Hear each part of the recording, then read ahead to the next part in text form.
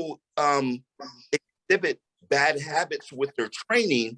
So when they hit that plateau, they're like, dude, why do you look like that? And I look, because I'm training properly. I'm squeezing. I'm not using momentum and leverage. I'm not bouncing. I'm not jerking. I'm not doing those little things that you do, which is incorrect lifting. And when I show guys exercises and they're doing a certain weight, and I drop the weight down to like what a woman would use to work out, they go, dude, wow, I did. I said, dude, you're lifting incorrectly. So you have to, I think it all starts with those trainers teaching the mind muscle connection so that people lift correctly, and they'll get a better muscle. You're 100% right. It's funny. I was listening. I work with a cardiologist out of Nashville and another PhD pharmacist that we're doing some classes with. And he basically said he does a lot of the cardiology and peptide therapy for athletes. And he was like, the difference between an amateur and a professional athlete is not so much how much they lift and what they do. It's the central nervous system. Watch football players, watch baseball players, watch good lifters, watch great golfers. It's central nervous system. You know, talking about mind body, talking about that connection. It's not so much the raw material, it's actually central nervous system and what's make people great.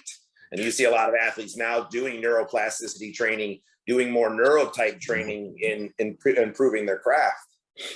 What's up, Ryan? What's up, Doc? How you doing? Hello, sir. How are you? I feel like I just seen you, man, not too long ago. I know, right? Just saw me a little while ago. Yeah, right. Phil, I don't think you met Dr. Jason yet. No, I haven't. Yeah, so Phil, Dr. Hey, how Jason, you doing? Phil Williams. Speaking of genetics, Mr. Phil Williams. So Che, obviously I asked you to come on and just kind of, first of all, you can kind of introduce yourself so everybody kind of knows who you are. Obviously you're an IFBB pro, men's physique. Yes, sir. Correct. And then before we get into your story, I just need to say something. So I've had a couple comments about some of the shows we've done. This show isn't about bashing bodybuilding. We're about keeping people healthy. Wouldn't you guys agree? We're all competitors, former competitors, pros, NPC, whatever. I just want to make that clear that we all support and love bodybuilding, and we want to keep people healthy. And obviously there's a problem right now. And that's why we're doing this, and that's why we're talking about it so much. So just to educate. Absolutely. 100%. So Che, man, you got the floor, man. Tell us a little bit about yourself.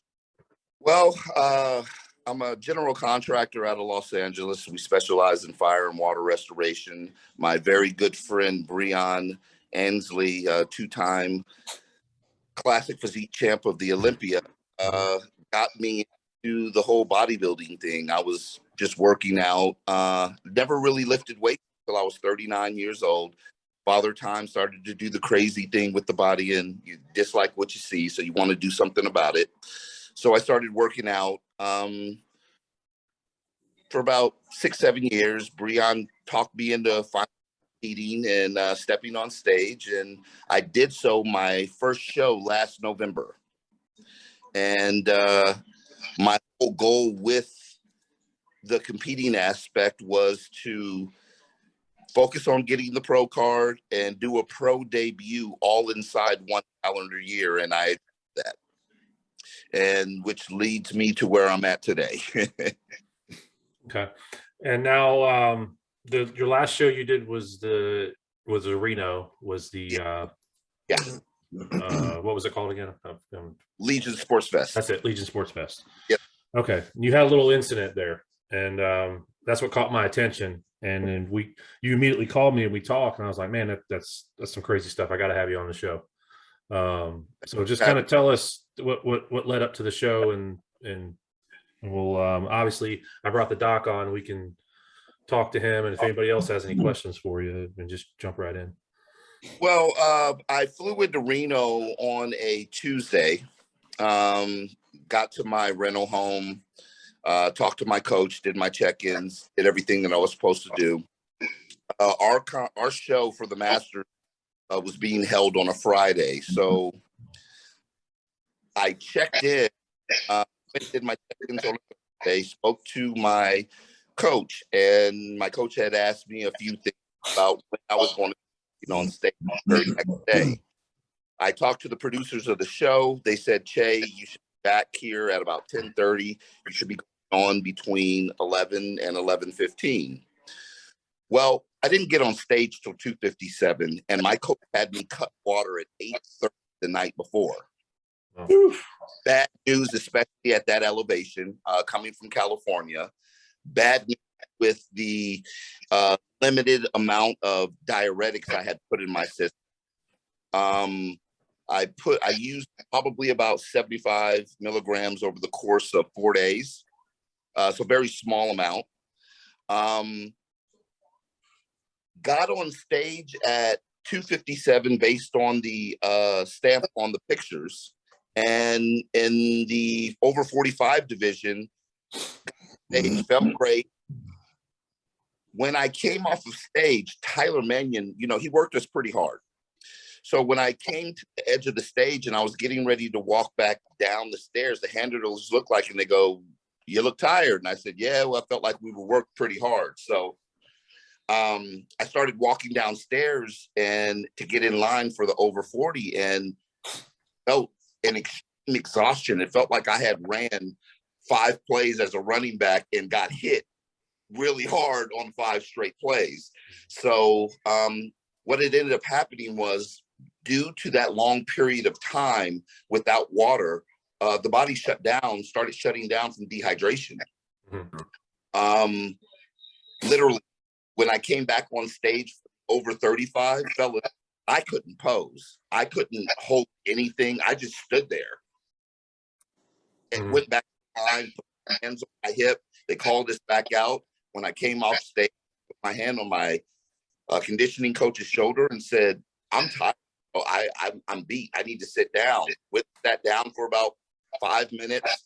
We decided to go eat something to eat. I hit my coach what I could eat. He said, "Eat a burger and a Diet Coke." I tried to eat that. 15 minutes later, threw it up. We went back to the house.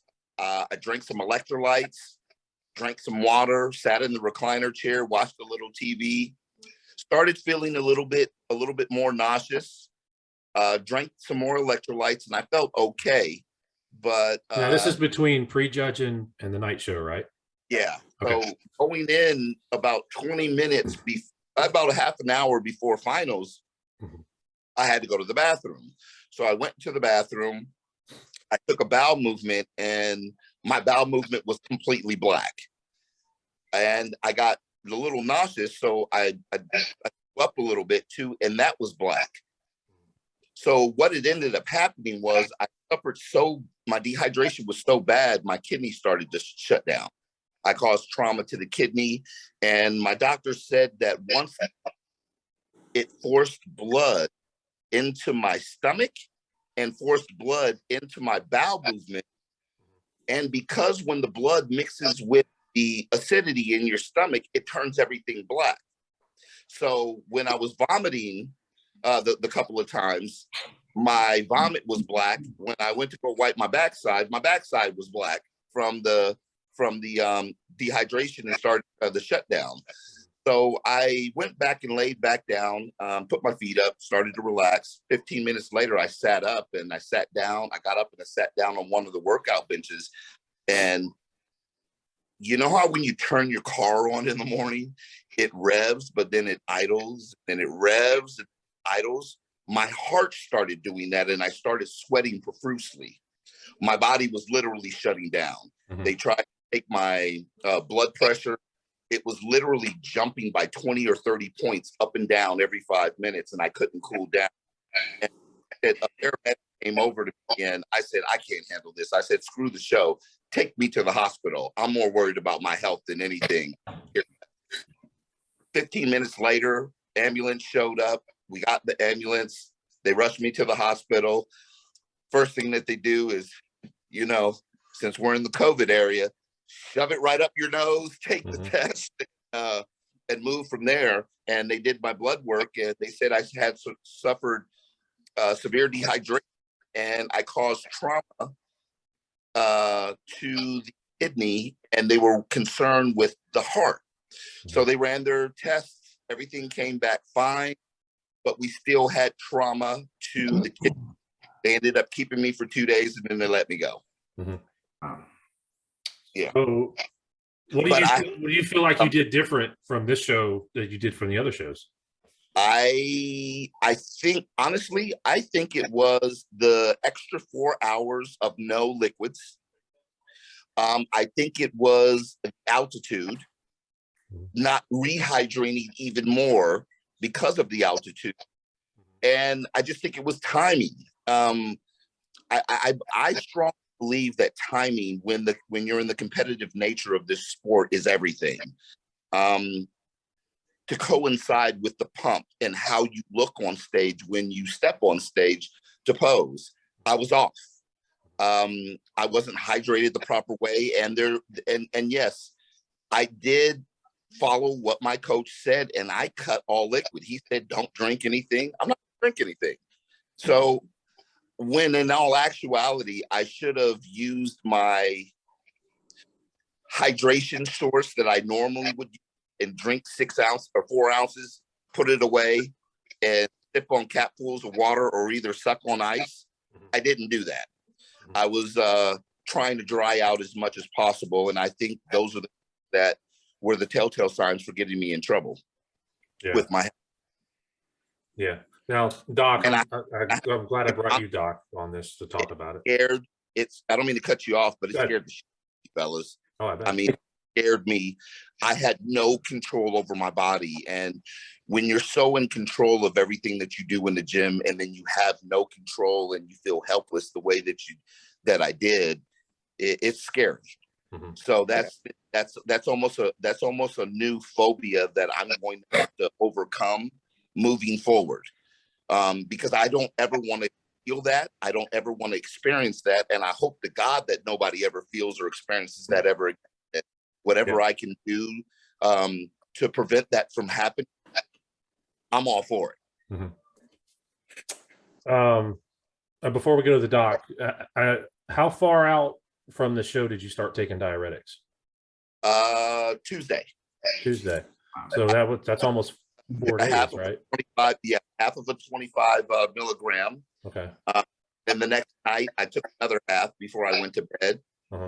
And then I took the rest into the show. Now, throughout this process, were you also manipulating your water as well, or did you keep that the same? I kept a gallon all the way, and gallon in my system I stopped drinking 2 gallons on Monday. So Tuesday, when I woke up, it went to 1 gallon, and then another gallon on Thursday. And then Thursday was completely cut at 8:30 at night. And it was just too long. As the doctor told me, that's what it was. Unless with your advice, and I trust you because you do what you do, and I know who you are, and I respect you wholeheartedly, your opinion. He says that's what hurts you. Right. And then also, which is something that was kind of interesting, when I was getting ready to check out, another doctor came in that used to compete. And he said, there's something I do want to say. He goes, "Have you been vaccinated?" And I gave my answer, and he said, "Well, I think a lot more bodybuilders are going to start passing." And I said, "Why would you say that?" And he says, "The vaccination don't go with diuretic." He said, "Something that's not being looked at, to where if you're putting a diuretic in your system and you're doing a decent amount of it, and you have that vaccination, I don't like your chances." And that's exactly what he said. And it hurt my ears when he said that. And the first thing that I did was tell him as immediately when we spoke, because I found that very, very interesting. I don't know where his history or where his diagnosis comes from with that, but hey, when a doctor speaks, I listen. I'm not in that field, so I'm the dumb one. I'm here to learn. So it is what it is. Okay, Doc. So first of all, the symptoms that he was having, I mean, is that pretty typical? and then we'll talk Yeah, about the COVID stuff. So, well, yeah, and I made some, actually, that's why you see how early I get up. So I was praying that you were up early. I'm up early. I texted you this morning. I said, can you fill me in with a little more detail so I can start doing some research? Just, I wanted to learn a little bit more as well. Let's go with the very first thing in change and altitude. So what's the first thing that, like, what do I talk to you guys about all the time? Blood viscosity, blood. Why do I ask you guys to do your blood dumps? Make sure that we're not putting undue stress on the heart. Plus, if the blood is too thick, slow amount of oxygen nutrients to the tissue, and then slow out of the carbon dioxide, lactic acid. So the minute he flew from Los Angeles to Reno, change in altitude, the kidneys are going to begin to make erythropoietin. So that's the big Lance Armstrong drug that what makes us hold on to more oxygen, right? It's going to make us make more red blood cells. So just pure by traveling, he already increased the thickness of his blood by changing in altitude. Already put him in starting as a physiological deficit. Remember, there's a thing in our body, there's a blood work that we check. It's called osmolarity, okay? And it was crazy through all the education I had and everything we've done. Our body basically lives to keep our osmolarity within range, roughly between 275 to 305. And osmolarity, think about as particles. The more osmotic something is, the more particles there are. The less osmotic it is, the more fluid there is. So we're shifting that dynamic between fluid compartments on our body second by second in order to keep us alive. If we're too osmotic, then we don't have enough fluid. Remember, now we get to electrolytes. Sodium, we hear. Too much sodium, too low sodium. So too dilute or too dehydrated, you're going to have central nervous system issues. Potassium, same thing, but that's going to affect cardiac or the heart. And like we talked about before, remember, from a heart perspective, the kidneys take up 25% of the cardiac output. That's a huge amount. It all plays a crucial role. If you become dehydrated, you're going to begin to clamp down. You're going to begin to vasoconstrict. Doc, I have a question for you. I have a question for you based on that. I did not take my vasodilator liquid like I normally do. Would the vasodilator help the process from dehydration?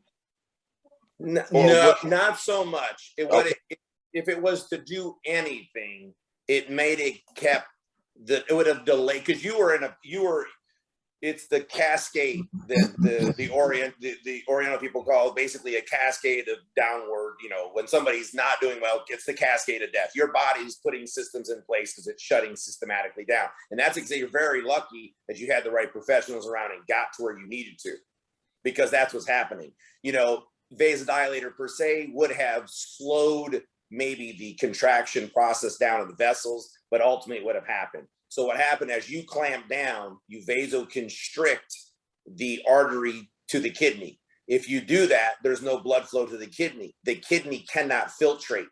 So all the toxins begin to build up in the body.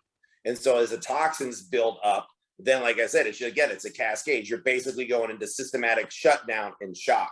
So that's literally what happened at the end of the day. And when you talk about like diuretics and stuff, what you were taking, I give to 95% of my cardiac patients, and I take it on a daily basis. But your part was the no water, long period of time. And the big mistake, like you said, was I think I'm going on stage 10, 11 o'clock, and it's 4 to 5 hours later. You guys are so in tune. You are second. You guys know this. How can somebody look completely different in 15 minutes? They really can. But you think you're going on at 10 o'clock and you don't go on until 3 and you've cut water, because at 10 or 11 o'clock, that was the maximum where you could cut water. Now you had to extend that for 4 to 5 more hours. You can't do it. The body just can't handle it. But I had already started down that downhill spiral into that rabbit's hole.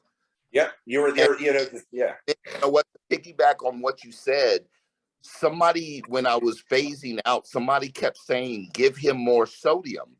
And the doctor when I got to the hospital, the doctor said, I'm glad you stopped taking the sodium from the chips that the people were trying to shove down you, because that could have caused cardiac arrest. Yeah. Too much sodium in that position could also hurt you.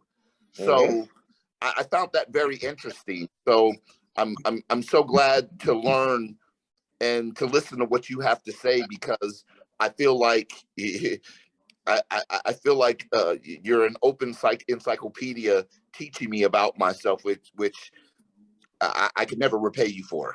Well, and I appreciate it, but that's what I'm talking about when we talk about dehydration. You have interstitial or tissue dehydration, but where we're talking and where you end up is cellular dehydration. You follow me? There's a big difference. So when you talk about, again, and the cells run everything, so that can be cardiac set, neurological cells, renal cells, all these things. You're dehydrating the cell, you're basically short-circuiting the cell. Everything, like I said, everything works on electricity in the body, and our electrolytes are positive and negatively charged. Again, as a contractor, you know this. I mean, a lot of this stuff, like I teach my people, you understand circuits and you understand physics and tubes and pipes, you can kind of work yourself through this a little bit, be surprisingly or not. So, yes, sir. Good to know. Absolutely. Cool. How many, did you say how many liters of fluid they gave you? I remember you telling me something. 6.5 liters of IV to get me back right. Wow. Wow. I'd fill up a swimming pool. Quite a bit. and then when they got it all in me, trust, I'd take 4 or 5 steps to the bathroom. I'd start sweating profusely, and I was tired. It was a chore just to walk to the bathroom 5 steps. Mm-hmm. Amazing. That's why I'm so intrigued on how the body works, and getting an understanding from you all experts how to move forward and be healthy with it. And you know, guys, I think the dehydration had probably set in before prelims. I've never experienced dehydration before, so I can't say I know that feeling. I thought that feeling that I was having was a little nervousness, a little bit anxiety about doing my first pro show, when it was actually, I was feeling that little bit of that, the start of that downhill spiral of dehydration. Mm-hmm. But I didn't know, so I'm still new to this, and the only thing that I can lean on is share what I was feeling at the times that I was feeling with you all, and hopefully take something from it so that I'm never in that position ever again. Phil, did you ever have any close calls or anything when you were competing? Yeah, I tell you, the worst was I flew from Miami to Chicago for the Chicago Pro, and I took, I believe it was aldactone, diuretic, right? Potassium sparing diuretic, if I'm not mistaken. Yes. Mm-hmm. And but my mistake was I took potassium. So by the time I got to Chicago, I went to my room. I remember I was in such lean condition. I remember walking and the bottom of my feet hurt. It felt like I was walking on bone. I was completely exhausted, depleted, and dehydrated. I didn't drink on the plane. It was my idea not to. I didn't have a coach, so I'm guessing my way into shape. This was a guessing game back then. Got to the hotel room and I was completely exhausted, depleted, dehydrated. I called a friend of mine, Jerry Brainham, who's a writer for Muscle and Fitness, and he used to come and do articles on the show. So he did an article on this show. So I called Jerry and he brought me some sodium chloride and brought me out of it. But I felt like death. To be honest with you, to this day, I don't remember the show at all. Wow. I do not remember. I don't know how I got through it, but what was the sodium chloride for, if you don't mind me asking? I believe that's what brought me out of the situation I was in. Okay. If I'm not mistaken, if I'm correct about this, this was 19. No, you are, because like I said, okay. So this is back in the day, like we had before you came on. Like, I was a professional athlete back in the mid '90s, and a lot of what we had to do was figure it out.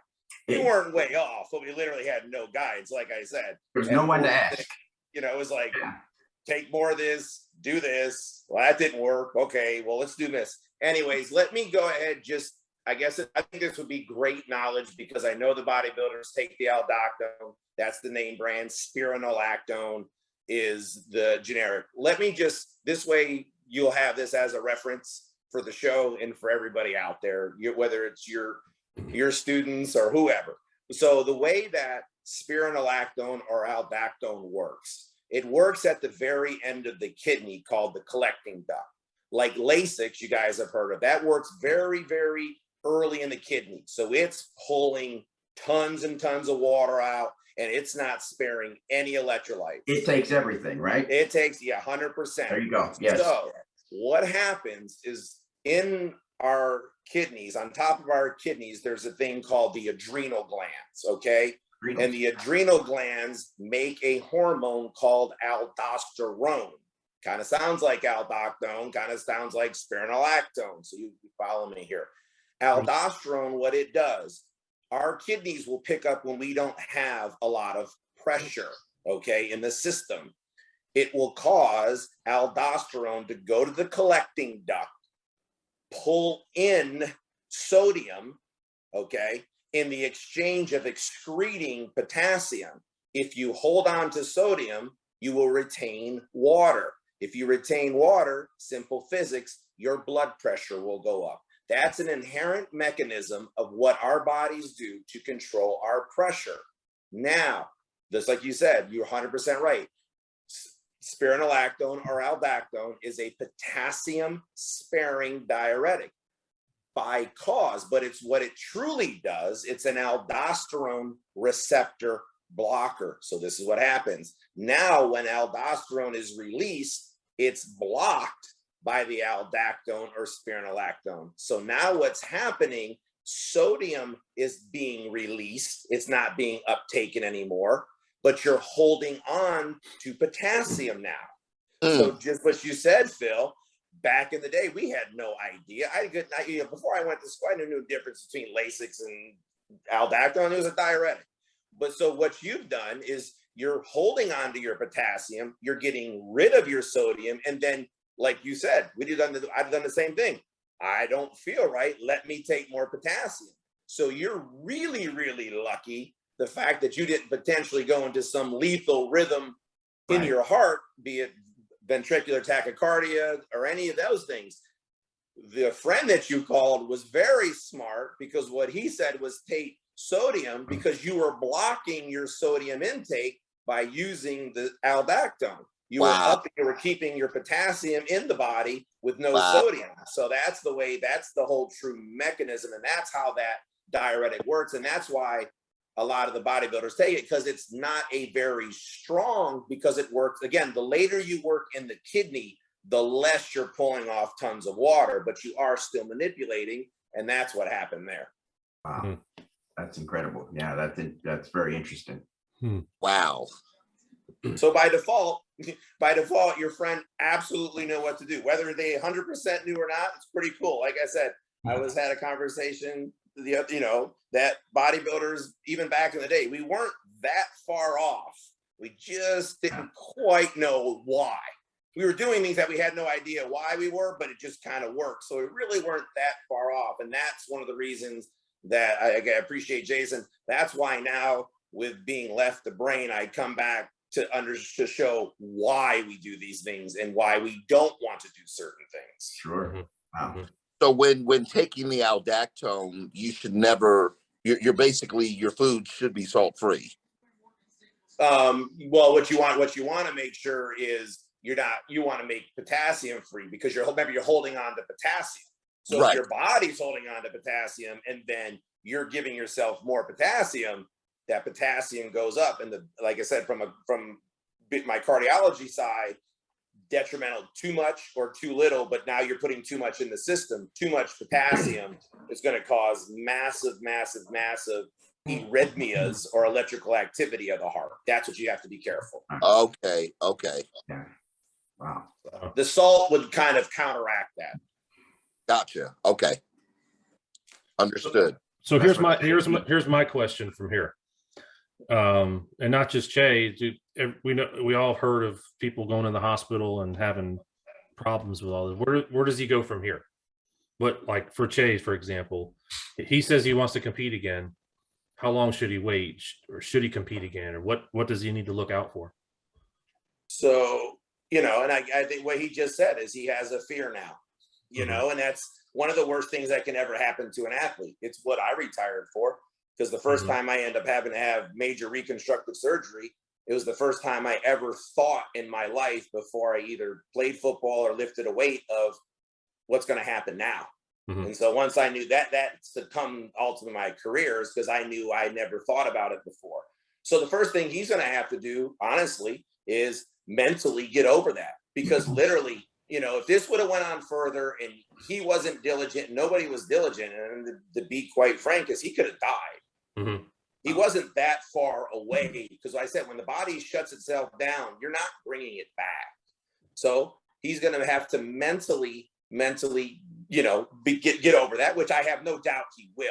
But that's one of the hardest things on athletes, because we think we're invincible. And when that shield gets kinked, it scares the living shit out of us more than it would the average person. You know what I'm saying? Yeah. But what, you know, I would say at least, you know, get through this off season, just relax. So we talked about it, you know, he did a lot of shows that year. We got to dial it back. But can he get back on track? Absolutely. Make sure his coach, again, that's why I'm here. Reach out to me. Let the coaches do their coaching. Let me do the medical. You know, because again, I'll tell you what we need to do, what we don't want to do, what's good, what's bad. You know, that you just got to be careful, because like I said, I think it shows he went from amateur to professional all within 1 year. You guys know this from a bodybuilding perspective. That's a lot. 8.5 months. That's Not a even lot of pressure. That's a lot of pressure. And again, remember this. So go back to everything you've just talked about. I guarantee you, in this past 8 to 9 months, you've never been in a parasympathetic state in your body where you've rested and digested.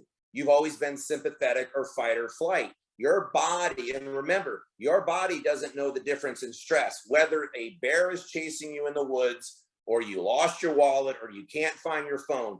Everything in your body is DEFCON 5, the bear is chasing me. So if I'm training really hard and I'm cutting carbs, my body thinks, oh shit, here comes the bears chasing me. So again, cortisol high, adrenaline high, heart rate high, metabolism high, dehydration just in alone. Run from a bear all day. See how dehydrated you become.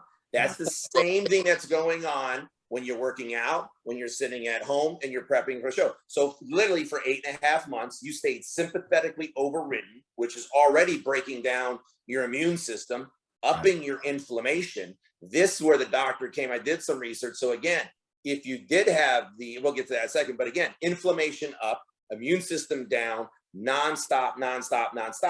Now here's the show.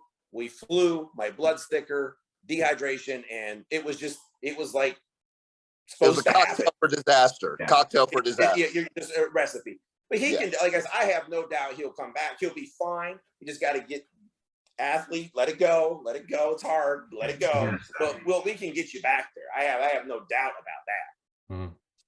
Well, on God, you've taken 75% of that fear, and we've flushed it down the toilet. Now it's just a matter of getting back on the horse and getting going again. Yeah, absolutely. Yeah, that's a good thing you brought up about the flying, Doc. So if somebody's competing, so say I'm going to go compete in California, and typically how far out should I go before I compete? You know, again, it's a valid question. I don't have an exact answer. The higher the altitude, the longer of a period you need to be out there. Sure. You got to adjust. That's why, like, you'll see a lot of where's the Olympic training ground? Isn't it? I believe it's up in Colorado, right? Yeah. Well, Mile High, right? So what are they doing? They're naturally producing more red blood cells, and then you come down south. Now you have more energy, and you watch your endurance athletes are more proficient because they trained at higher altitudes. But you take us down here in sunny Florida at sea level, you know, we get to Colorado, we can't walk off the airplane without being short of breath because the partial pressure has changed, and now our body is trying to compensate. So again, when changing altitudes, you got to be very careful, because you got to remember, bodybuilding, we're manipulating that biochemistry and physiology substantially, but then our body's altering it because we change altitude. Wow. You know, I mean, that's a big deal. So, you know, you changing stuff like that, you know, you need to get out there sooner, you know, be out there, you know, get acclimated. Your body's going to do it quickly, but you need to get acclimated out there, you know, work out there.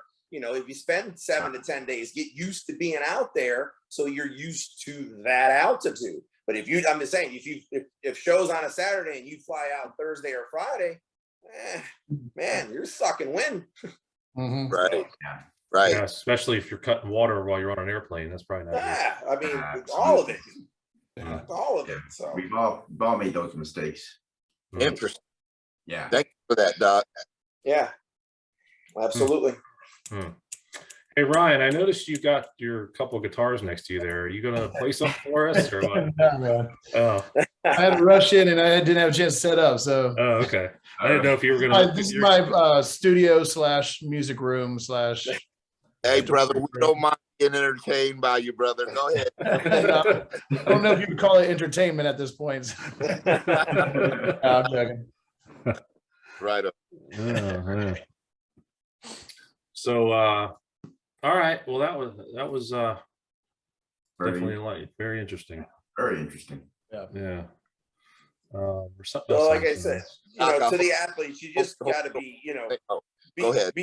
You know, I'm sorry, I'm kind of wrapping up. It's be careful. And again, you know, that's like I said, again, I can't tell you guys enough for letting me come on. It's truly where my heart is in making sure people, I mean, you know, Ryan's been around me, Jason's been around me for a while. I think they truly know I'm not full of BS. I have no skin in the game other than making sure all you guys are great and incredible. And I can give back to what I didn't have when I was a professional athlete, you know, and I want you guys to be safe. I want you to have a long career. I'm always available. Jason knows that. However you guys got to get a hold of me, get a hold of me. And you know, I will take care of you guys. So don't, and that's the thing that scares me. Again, there's great coaches, there's great information, there's great doctors. But on the flip side, there's a bunch of garbage out there. Absolutely. And what happens is everybody is so desperate to try to win now. They'll hang on to anything that they feel like believes in, and they make these critical mistakes. And again, I think I said to Jason last week,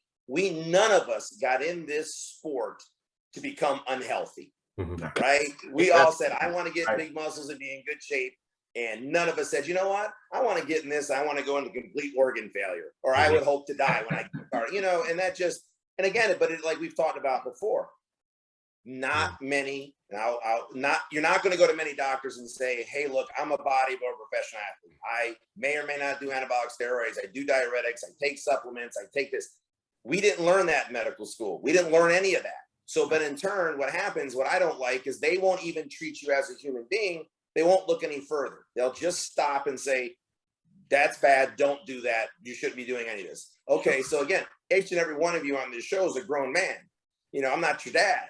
If I tell you don't do something, you don't want to do it, you're going to do it. So that's my point is, okay, let's come here. Let's talk. Let's come up with a plan. What are we doing? Why are we doing it? What's the long-term effects? And let me at least manage you. Because I've said this a million times in speeches.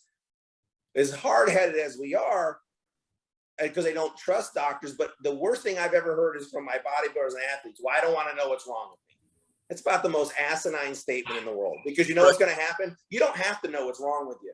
God kind of takes care of that, because it's going to be your wife, it's going to be your husband, it's going to be your brother or sister who's going to call me saying that so-and-so has had a massive heart attack or a stroke. So my point is, let's take a look at labs. Let's talk about the show prep. Let's work the coaches and I together so that we're safe and healthy, so we're on top of things. It's easier to take care of things every couple months and make sure we're good, instead of waiting until we're in congestive heart failure that I can't do a lot about anymore. It just doesn't make sense to me. And that's what infuriates me. And it's saddening to sport that all these people are dropping dead. They're going to the hospital. You know, what the hell is going on? You know, and that's, like I said, but that's what I want to know. At the end of the day, there's a resource now. So there's no excuse. And it might not be you who needs the help. it might be somebody else. So you do them a disservice by not saying, hey, there's somebody who's there who will talk to you unequivocally, won't pull any punches, and isn't here for judgment. So at the end, that's what I want to say. Amen to that. Very good. Very good. Yep. Absolutely. All right. But thanks, guys. I really appreciate your time. I love your story. I'm glad you're healthy. I'm glad you're back. I'm glad you're here.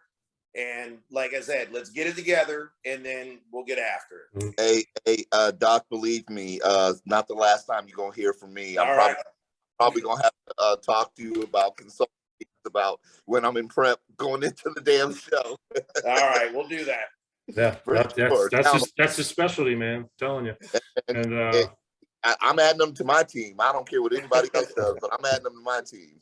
yeah, awesome. And Doc, thanks again for coming. Thanks, Jason. Thanks, guys. Like I said, Thank you. That was great information. Been honored. Thank you very much. Absolutely. Y'all have a great evening. Thanks, You Doc. too. All right, thanks. All right. Bye. All right, guys. Well, that's about all I got. Unless y'all got something else you want to discuss. Hey, you guys are the experts. I'm here to listen and learn. Oh, we're always learning, buddy. What happened to me was in 1988, and to this day, I know what happened, but he explained it very well. I've never had anyone put it in those words that were understandable. I understood that very well. Did it scare the shit out of you? Oh, it did. Absolutely. Absolutely did. Yeah.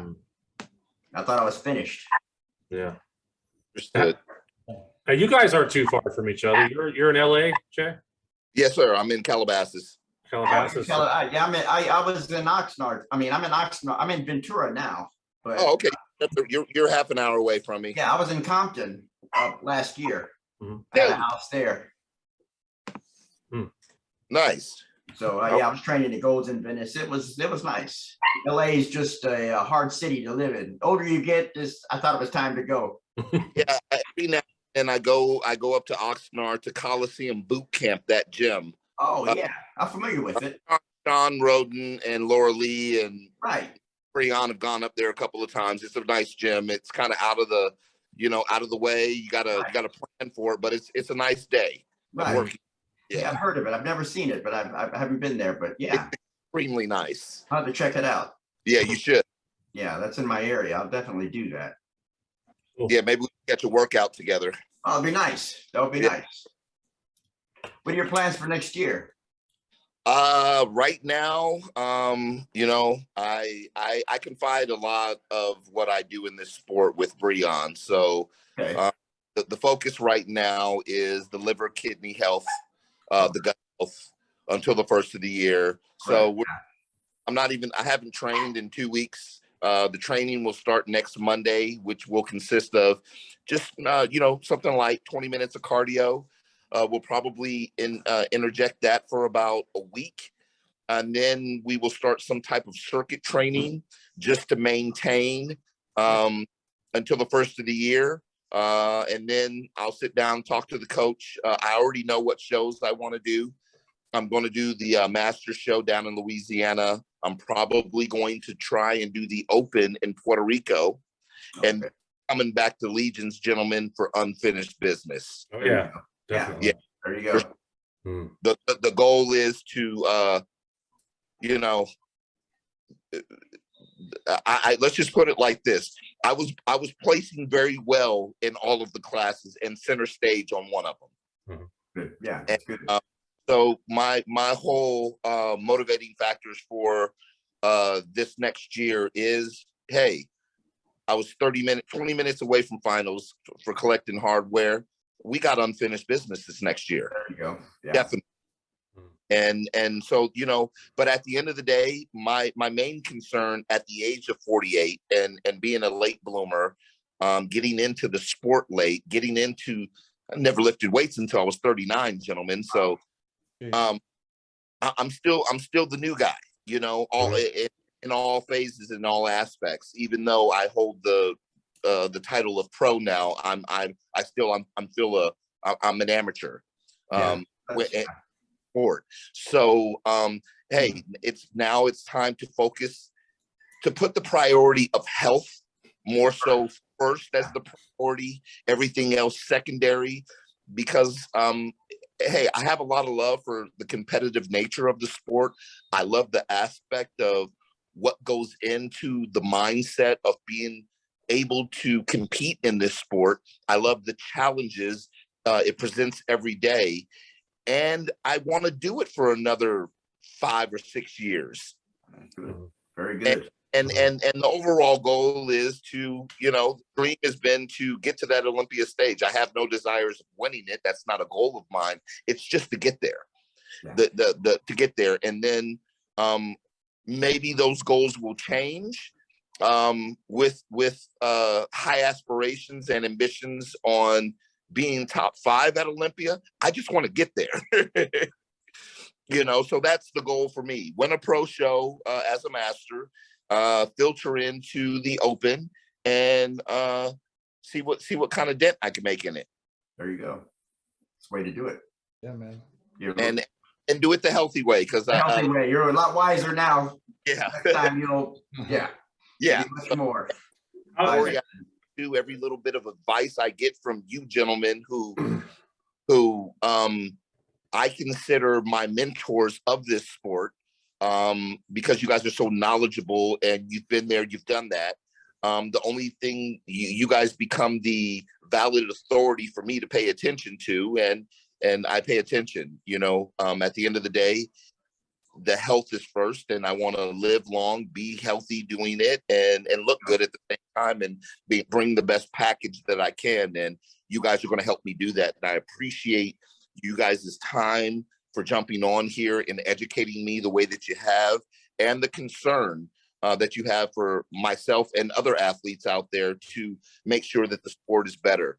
And I'd like to try and become a mouthpiece or an advocate for these promoters out there that are doing shows, that put on these amazing shows, from Chris Mims to Gary Udit to Tamer, and over at Spectrum, Sandy. They do such a good job putting these shows on, but a suggestion I'd like to make to all of them, because of the variables that go along with this sport, right? Spend the money and have a doctor backstage. That would be the thing to do. The best thing that you can do for the sport. Hey, we don't have a union. At least do that. Right. Yeah. So at the end of the day, you know, let's be smart about it. Let's protect their interest as show providers and the great job that they do putting it on, and the great job that Tyler Mannion and his other judges do with the judging aspect. But let's not just think about the show. Let's think about the health of the athletes and protect them just in case. Yeah, very important. At the end of you don't want to have a show to where you have somebody dying and the death is attached to your show. That's not a good look. So let's protect that. Let's protect the athletes. Let's make it healthier and be like Snoopy. Have that security blanket around the whole aspect of it, so that everybody can live to see the next day. You have to make it as safe as we can. Yeah. Yes, absolutely. Yeah, absolutely. What do you think about them banning diuretics? You know what? I think that comes down to I have to lean on the experts for that. I'm not a doctor. I'm learning still. I would, if a doctor came about and said, hey, you guys need to shut it down and do testing for it, I'm all for it. But if there's no need to do it, and I think, and that's why I listened to what, and I took into consideration what the doctor said. Yeah, diuretics with the vaccination, not a good mix. Yeah. Where he came up with that information, I don't know. I'm not going to question it. I'm going to pay attention to it, though. So if they decided to do it, I think it should come from not somebody doing it based off of what Doc said before, off of some BS. I think it should come from fact. Well, like, you know, the vaccination's so new. We don't know. We don't know that much yet. Yeah, we don't know that much. No. So at the end of the day, you know, I'm good for what's good for the sport. Yeah. whatever's going to keep the sport healthier and keep people from dying. You know, I got a chance to meet George, and the dude was such a nice guy. Wow. So inspiring. And I didn't even know he had passed. I talked to Breon while he was a couple of days out from Olympia, and he was down, and I was like, what happened? And he's like, and he told me, I was like, what the hell? I said, you're bullshitting. He said, no, Che. Said, I'm not. He goes, I'm not in a good spot. And I was like, wow. I said, do you know what it was? And he said, I don't know. He said, I'm not even going to speculate, but it's just not good. And it just, the fact that when he told me that happened, you know, when you hear somebody that you meet and you look up to, it's like the wind was taken out of you. Yeah, I don't think they've said yet. I didn't know him enough to get emotional about it, but it did take the wind out of me because I had such a good experience and moment with the guy. Do they know what happened? No, I'm looking now Still to don't see know. if anything Okay. is Yeah. updated. Not, I've been checking. Okay. No, Wow. nothing. Like I said before on one of the shows that it's the family is probably going to keep it private. They may do. Which, I mean, Hey, that's I fine. respect that. Yeah, Not everybody wants to talk about the personal stuff when it comes to that. Oh, You yeah. know, yeah, hard that's fine. self. And then to get into the explanation behind it, Yeah. hits me with that. So Che, I got to segue for a second. How did Breon feel since you talked to him getting third behind Terrence? You know what? I prefer that you ask him. I don't like to Yeah. All right, well, so you got to bring him on the show then. about thing. Breon is Breon's one of my best friends. He's a brother to me. He's a mentor to me in the sport. What he goes through and what he tells me, I keep private. I would never share his. I think that he believes, and I believe it too. I see details that can't be competed with. Yeah. So I don't know what goes into judging. I'm not an expert on that. Tyler and the guys, Tyler Mannion and everybody that sits on that panel, I trust their decision with that. Yeah. And don't get me wrong, Chris Bumstead looks awesome on stage. I mean, it's so pretty to look at. But then here's what I had to do to make sure that I wasn't going crazy. I took comparison pictures front and back. And I literally went to 50 different people and showed them pictures front and back of Chris Bumstead and Breon together. And I said, who do you think won? And these people have no idea about bodybuilding. They don't care about bodybuilding. They don't watch bodybuilding. And they all pointed to Breon. So, okay, am I missing something? So my question is to make sure that I'm not going crazy and I'm not second guessing myself. I'm looking at details that Breon has that nobody else on that stage has.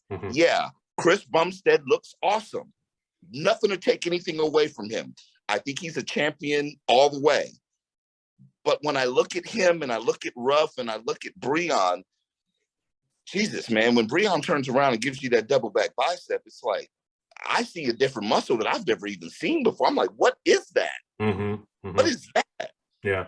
The dude has a bicep on top of a bicep. So when I start comparing the details, I think Breon out details everybody on stage.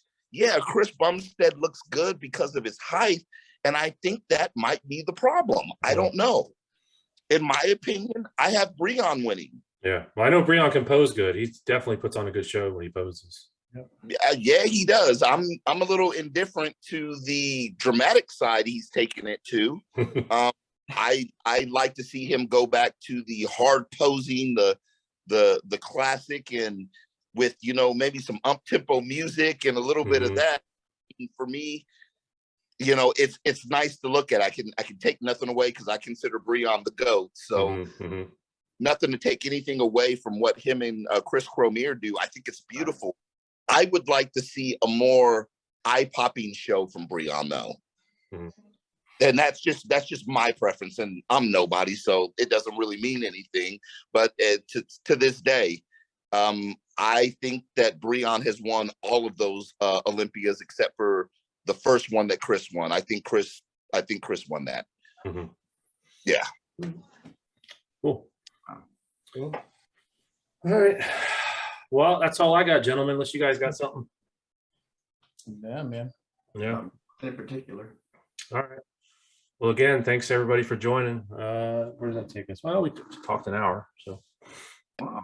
Having me, gentlemen. I hope to do this again with you guys sometime. Yeah, Hope definitely. We, you know, hardware I change it up. Yeah, sometimes we have people that can't show up and can, and you know, Phil joins us and Ryan joins us. So, yeah, man, be good. Hey, Phil, you're awesome, brother. Got Hey, that book. thank you, man. I appreciate it. Got a lot of respect. Hey, let's get together sometimes, man. I'd like to meet you. Sure, consider that done. We'll do. Yes. We'll do. Well, get some rest and get back into training and refocus and do your thing, man. Thank you. You guys take care. God bless. And I wish everybody blessings in their endeavors. All right, Che. Thanks for coming on, bro. Thanks, Thank you. guys. All right. Thank you. All right. You guys.